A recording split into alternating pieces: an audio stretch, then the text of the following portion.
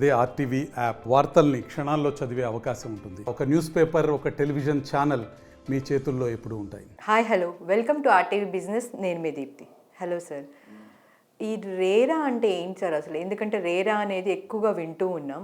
అసలు ఈ రేరా ఉండటం వల్ల ఎలాంటి బెనిఫిట్స్ ఉంటాయి అంటారు? రేరా అనేది పెద్ద సబ్జెక్ట్ అమ్మా. అది మామూలుగా దాన్ని వాల్యూమ్స్ చదువుకోవచ్చు. రేరా అనేది మొట్టమొదటిసారిగా 2016లో both central government and state government plan to introduce this. So RERA అంటే real estate regulatory authority act, RERA act అంటే. సో ఇది ముఖ్యంగా మూడు కోణాల్లో చేశారు. ఒక బిల్డర్గా ఏం పాటించాలి, ఒక బయ్యర్గా ఏం పాటించాలి, ఒక ఏజెంట్గా ఏం పాటించాలి, ఇది చెప్పారు. సో ఎందుకు చెప్పారంటే అంతకుముందు మీరు చూసుకుంటే చాలామంది చాలా కేసుల్లో ఇరుక్కున్నారు, మోసపోయారు. ఎక్కువ బయ్యర్ యాంగిల్ ఎక్కువ ఫోకస్ చేశారు. తర్వాత బిల్డరు మోసాలు పోయేది ఎక్కడ ఏజెంట్ ద్వారా మోసపోవచ్చు, మీరు బిల్డర్ ద్వారా మోసపోవచ్చు. సో ఇక్కడ ఏం జరిగిందంటే రేరా అనేది 2017 1st January రోజున స్టార్ట్ చేశారు అక్రాస్ ది కంట్రీ. సో ఇది ఏంటంటే ఇంతకు ముందు ఉన్న ప్రాజెక్ట్స్కి రేరా అక్కర్లేదు. బట్ 2017 1st January తర్వాత ఏ ప్రాజెక్ట్ అమ్మాలనుకున్నా రేరా పర్మిషన్ తీసుకొనే అమ్మాలి, లేకపోతే వ్యాలిడిటీ కాదు. సో డిటిసిపి, జిహెచ్ఎంసి, హెచ్ఎండి అనేది గవర్నమెంట్ పర్మిషన్స్. ఈ రేరా అనేది రెగ్యులేటింగ్ బాడీ, అంటే దీట్ హ్యావ్ మోర్ పవర్స్. అట్లని ఇప్పుడు లేటెస్ట్గా రేరా పైన ఇంకోటి appellate body, appellate authority, real estate appellate authority RERA మీద అంటే రేరా కంటే పవర్ఫుల్. సో ఈ మూడు కోణాల్లో పనిచేస్తాయి. సో అసలు రేరా ఎవరికి అవసరం అనేది చూద్దాం. రేరా అనేది ఒక 8 యూనిట్లు కానీ అటు పైగా కడితే, 8 యూనిట్లకు పైగా కడితే రేరా పర్మిషన్ ఉండాలి. 500 స్క్వేర్ మీటర్స్ కంటే ఎక్కువైతే రేరా కావాలి, అంటే బిల్డర్ తీసుకోవాలి రేరా. అదేవిధంగా పర్మిషన్స్లో రేరాలో కొద్దిగా క్వశ్చన్ ఉంటుంది, 3 to 6 months డీవియేషన్ టైం ఉంటుంది, అంటే అలవబుల్. ఒక పర్టికులర్ టైం చెప్తారు, ఆ టైంలో డెలివరీ చేస్తే ఇంతవరకు బియాండ్ దట్ అయితే పెనాల్టీ వేస్తారు. ఇది మెయిన్. రేరాలో 14 నుండి 15 పాయింట్స్ ఉన్నాయి. అవన్నీ డిస్కస్ చేయడం మనకు టైం చాలు కాబట్టి 3-4 పాయింట్లు చెప్పి మళ్ళీ సెకండ్ టైం ఎప్పుడైనా చేద్దాం. సో ముఖ్యంగా బిల్డర్ అనేవాడు రేరా రెండంటే తీసుకోవాలి. అంటే కంపెనీకి ఒక రేరా ఉంటుంది, ప్రాజెక్ట్కి ఒక రేరా ఉంటుంది. చాలామంది కంపెనీ రేరా తీసుకుని ప్రాజెక్ట్, అంటే కంపెనీ అనేది ఒక 5 years 10 yearsకి ఇస్తారు. ఆ 5 yearsకి అదే నెంబర్ ఉంటుంది. ప్రాజెక్ట్ అనేది మీకు ప్రాజెక్ట్ టు ప్రాజెక్ట్ మారిపోదు. అంటే మన ఇంటి పేరు ఉందనుకోండి, మెయిన్ ఇంటి పేరు ఒకటి ఉంటుంది, బ్రాంచులు పిల్లలు వస్తుంది కలిసి సపరేట్ ఆస్తులు కానీ పంపకాలు అవుతాయి, పిల్లలు మనవాళ్ళు. అట్లా ఒక కంపెనీ 5 ప్రాజెక్ట్ చేస్తే 5 నెంబర్లు ఉండాలి, కంపెనీ రేరా వేరే ఉండాలి. అది రేరా ఫస్ట్ది. రెండోది, బిల్డర్స్ ఇంతకుముందు ఏం చేసేవారంటే పర్మిషన్ ఇలా తీసుకునేవారు, కట్టేటప్పుడు ఇలా కట్టేవారు.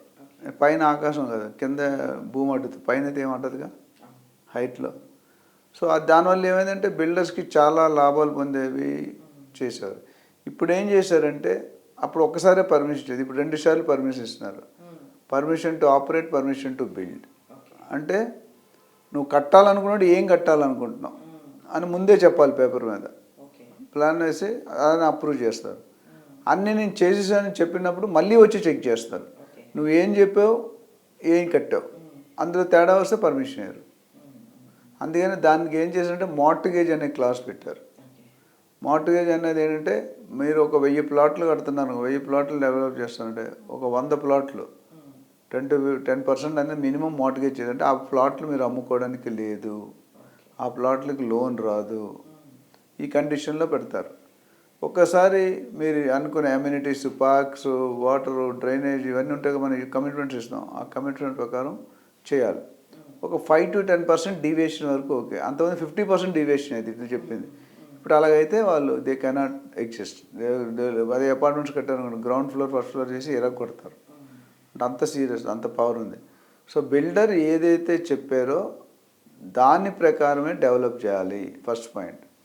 రెండోది, సేల్ అగ్రిమెంట్లో కొన్ని స్పెసిఫికేషన్ ఇస్తారు. నేను బాత్రూంలో ఈ టైల్ ఇస్తాను, ఆ కమోడ్ ఇస్తాను, ఈ కేబుల్ ఇస్తాను, కొన్ని మేక్స్ ఇస్తారు. అక్కడ ఏమంటారంటే తెలుగుగా బిల్డరు హిందీవేర్ ఆర్ ప్యారీవేర్ ఆర్ ఈక్వివేలెంట్ అంటాడు. ప్యారీవేర్ అనేది కాస్ట్లీ, ఏదేమో వాష్ బేసిన్ కానీ కమోడ్ కానీ అది 25,000 దొరికితే బయట 10,000 కూడా దొరుకుతుంది, దానికంటే బాగుంటుంది. పట్టు చీర తెలుసు కదా, ఒరిజినల్ పట్టు మెరదు, డూప్లికేటెడ్ బాగా మెరుస్తుంది కానీ వాల్యూ ఉండదు. ఇక్కడ కూడా వాళ్ళు ఏమంటారంటే యాంకర్ స్విచ్ ఆర్ ఈక్వల్ అంటాడు, కానీ యాంకర్ వేయడు. యాంకర్ కాస్ట్ కటింగ్ మిగతా లోకల్ కొనుంటే 50% మిగులుతుంది.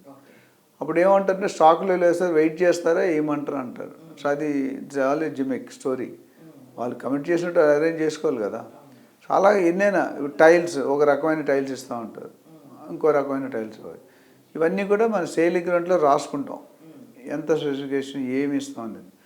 ఇది ప్రకారం కానీ చేయకపోతే then we can file a case to RERA against the builder as a బయర్గా. ఇది రెండో పాయింట్. మూడో point delivery time. Penalty clause అంటే నేను ఒక 2 సంవత్సరాలు ఇస్తాను, సో 2 సంవత్సరాలు ఇవ్వలేదు, 3 నెలలు 6 నెలలు టైం ఇస్తారు. కొన్ని ప్రాజెక్ట్స్ హైదరాబాద్లో కానీ ఆంధ్రాలో కానీ 8, 10, 15 ఇయర్స్ కూడా డిలే అయిన ప్రాజెక్ట్స్ ఉన్నాయి. మరి కొనుక్కున్న పరిస్థితి ఏంటి? జనరల్గా నేను ఇందాక చెప్పిన స్టార్టింగ్లో రిటైర్ అయ్యే ముందు కొనుక్కుంటాం జనరల్గా 50 సంవత్సరాలు వచ్చారు. 3 సంవత్సరాలు లోన్ కడతాడు ఈఎంఐ తీసుకొని. ఈ ప్రాజెక్ట్ రెడీ కాలేదు, బట్ ఆయన ఈఎంఐ కట్టుకోలేదు, రెంట్ కట్టుకోలేదు కదా. సో అందుకని ఏం చెప్పారంటే రేరా వాళ్ళు, ఒకవేళ మీరు అలాంటి కేసులో డిలే అయితే కనుక you have to pay the penalty or interest to the buyer, లేకపోతే the buyer can file a case against the builder. ఇవి అట్లా. ఇంకో పాయింట్ ఏంటంటే రేరాలో అంటే ఫండింగ్ డబ్బులు కలెక్ట్ చేసుకుని పర్సనల్ ఆస్తులు డెవలప్ చేసుకుని డైవర్ట్ చేసేవారు ఫండ్స్. దాన్ని లేకుండా ఏం చేసాం, డైవర్ట్ చేయకుండా 70%, 30% వాళ్ళు అడుగుతారు, 70% ఎస్క్రో అకౌంట్ అని ఓపెన్ చేసి అందులో లెక్కలు అడుగుతారు. ఏంటంటే దేనికి ఖర్చు పెట్టావు వాళ్ళు లెక్కలు చెప్పి వాళ్ళు రేరా అప్రూవల్ తర్వాతనే చెక్స్ రిలీజ్ చేయాలి. అది as far as builder. Coming to buyer, most of the cases మనం విన్నవన్నీ కూడా బిల్డర్ తప్పు చేస్తే ఏం చేయాలన్నది కానీ బయ్యర్ తప్పు చేస్తే ఏం చేయాలన్నది ఎక్కడా లేదు. ఉందా? ఎక్కడ విన్నారా? రేరాలో బయ్యర్ని కూడా ఇరికించారు. ఎట్లా అంటే ఇరికంటే సేఫ్టీ. ఇప్పుడు మీరు 5 సంవత్సరాలు ఈఎంఐ కడతా ఉంటారు, 2 సంవత్సరాల తర్వాత జాబ్ పోయింది, బిజినెస్ లాస్ అయింది, ఈఎంఐస్ కట్టలేము. మరి బిల్డర్ లేట్ చేసే పెనాల్టీ, బయ్యర్ లేట్ చేసి కూడా పెనాల్టీ అడగాలి కదా. సో బయ్యర్ మీద కేసు వేసే అర్హత బిల్డర్కి ఉంది, అది రేరా చేస్తుంది. ఇన్ టర్మ్స్ ఆఫ్ ఏజెంట్ చూసుకుంటే ఇంకా అట్లా చాలా ఉన్నాయి. మీరు టైం ఆల్రెడీ ఇండికేషన్ ఇస్తాడు మీ వాడు. సో రియాల్టర్ అనే ఏజెంట్కి లైసెన్స్ క్రియేట్ చేశారు. ఆ లైసెన్స్ ఇవ్వడానికి కొన్ని ఎలిజిబిలిటీ క్రైటీరియా పెట్టారు. అందుకు సపోజ్ ఏదైనా ఏజెంట్ ఎఫ్ఐఆర్ కేసు ఉంటే రేరా లైసెన్స్ ఇవ్వకపోవచ్చు. అట్లా ఉండి చెప్పబోయినా డేంజరే, లైఫ్ టైం డిబార్ అయిపోతుంది. సో ఏజెంట్కి ఏం చెప్పారంటే నువ్వు రేరా లైసెన్స్ తీసుకుంటే నీకు ఒక నెంబర్ ఇస్తారు, లాయర్కి బార్ కోడ్ నెంబర్ అని, డాక్టర్కి అందరికీ నెంబర్లు ఉంటాయి, రిజిస్ట్రేషన్ నెంబర్స్, అట్లా ఏజెంట్ కూడా ఇస్తారు. సో ఉంటే కొద్దిగా మినిమం క్వాలిటీ, మినిమం ఎలిజిబిలిటీ ఉన్నవాడని అర్థం అవుతుంది. ఇది పెట్టుకొని ఇప్పుడు ఎవరైనా సపోజ్ రేపొద్దు మీరు సర్వీస్ తీసుకొని బ్రోకర్కి డబ్బులు ఇవ్వలేదనుకోండి, broker can file a case against you to RERA with proof. లేదు రివర్స్, మీకు ఏజెంట్ మీకు లాస్ చేశాడు, మోసం చేశాడు, you can file a case against the agent to RERA. So ఇలాంటి ఫార్మాట్ ఇంకా చాలా డీటెయిల్గా ఉన్నాయి. నేను కొన్ని మినిమం మీకు డిస్కస్ చేశాను, తక్కువ టైం ఉంది కాబట్టి. సో దీని మీద ఇంకెవరికైనా ఫుల్ అవగాహన కావాలంటే డెఫినెట్గా మనం సంప్రదించవచ్చు. But RERA and RERA permission ఉంటేనే మంచిది ఏ ప్రాజెక్ట్కైనా. పర్మిషన్ లేకుండా కొనేటప్పుడు 1-2 సార్లు ఆలోచించుకోవాలి. Thank you sir, thank you so much. So చూసారు కదండి, ఇది ఇవాళ మన ఇంటర్వ్యూ. మళ్ళీ మరో ఇంటర్వ్యూతో మేము ముందుంటాం. Thank you. మరిన్ని వీడియోస్ కోసం ఛానల్ ని సబ్స్క్రైబ్ చేయండి, లేటెస్ట్ అప్డేట్స్ కోసం వాట్సాప్ ఛానల్ ని ఫాలో చేయండి, అండ్ లింక్ డిస్క్రిప్షన్ లో ఉంది.